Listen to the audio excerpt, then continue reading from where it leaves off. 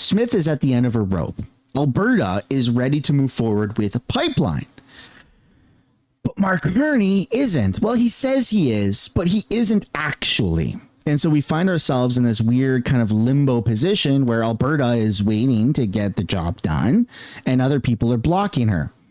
And so, well, she's found some workarounds, such as if Canada isn't willing to work with her, fuck it, she's going to go to America.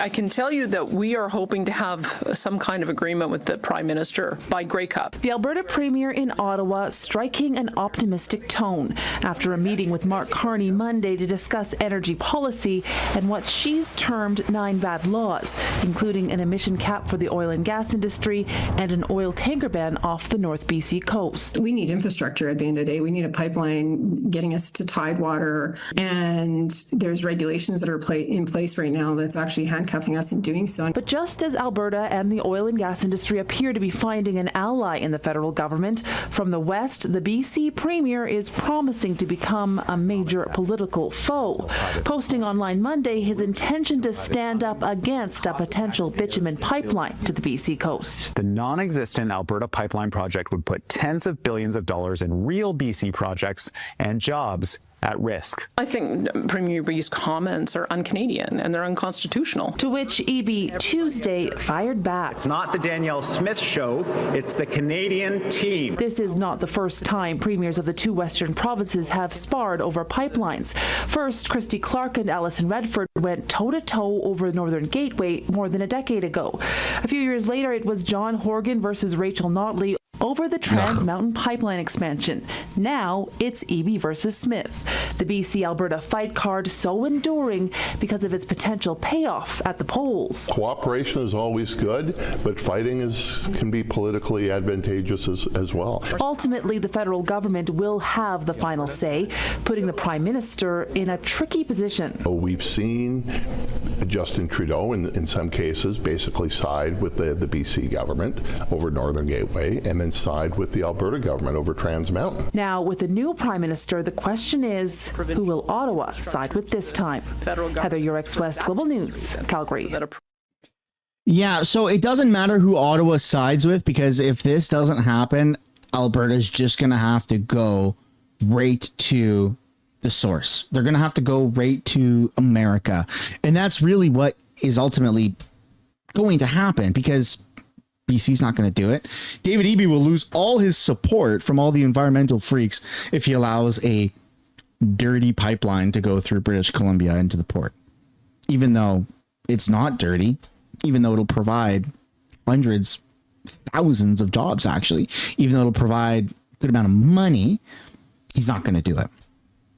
And Mark Carney is in this weird free fall of being the drama student from the drama teacher. I mean, Mark Carney isn't actually doing anything. Like, he says he's doing a lot, and to be fair, he's committed to a lot of things, but we haven't actually seen the beginning steps of any of those commitments.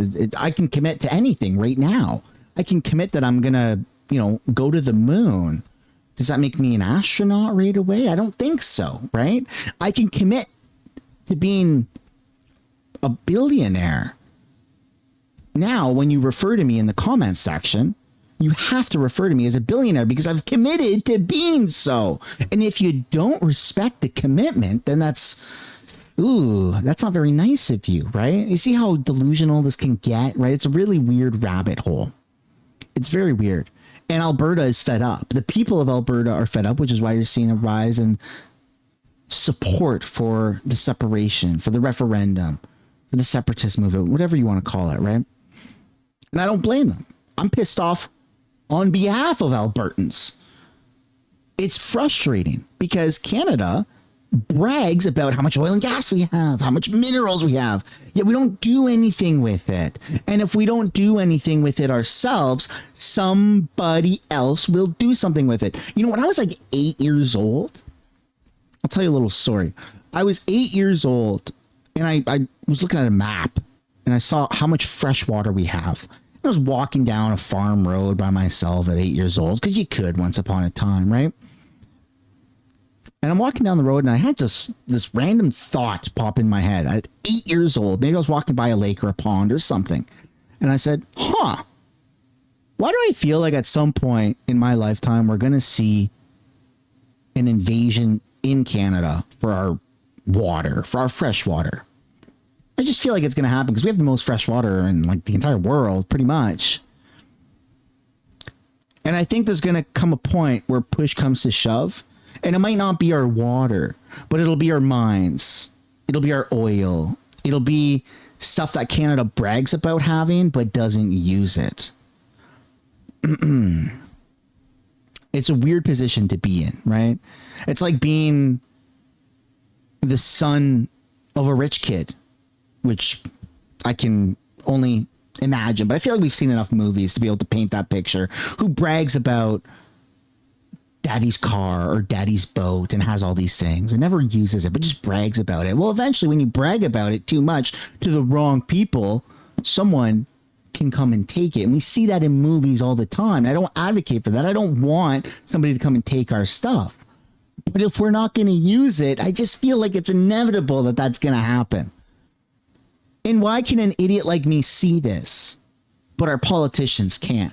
At least Danielle Smith sees it, which is why she said this. We support big, major nation-building projects, and we would love to be able to partner with the companies that are going to help us build pipelines, as well as make sure that we're supporting our fellow provinces on their aspirations to build major projects. The message I've had to the Prime Minister is that it's the oil sands companies who need to have confidence that they're going to be allowed to expand production in order to be able to fill a pipeline. And at the moment, because of the laws that are in place, they don't have that confidence. So that's why we have to deal with these things as a package. So what can we do to build resource projects, build resource pipelines, be able to get our confidence back in our private investment sector? And I'm really hopeful that the Prime Minister will be able to meet that target of being able to sign an agreement with us by mid-November. I don't think it's a success if taxpayer dollars have to be spent to build pipelines. Pipelines should be built by the private sector. If we're going through this exercise, we're doing it so that we can restore investor confidence again. Our brand of heavy oil competes more directly with Venezuela and Iran and Russia, and we think that we are a much more reliable trading partner for that kind of oil for our friends and allies. When you look at the value of bitumen, we believe that this project, if we could build it at 1 million barrels a day, even at today's prices, that would generate $20 billion a year for the Canadian economy, of which the governments take about 40%, and it's about half that goes to the federal government and half that goes to the provincial government. So that is a very high value, long-term return that all it takes is the Prime Minister to say yes.